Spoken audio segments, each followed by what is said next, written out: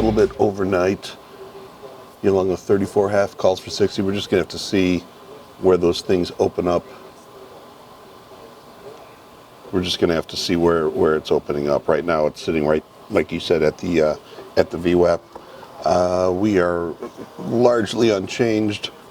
We had some of the banks report earnings. Those are important. They come out early on in the cycle.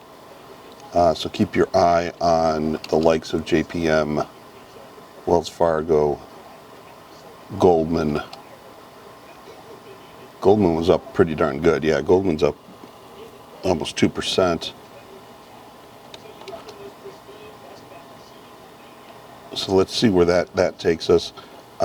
It is going to be a wait and see type of day, I think, here.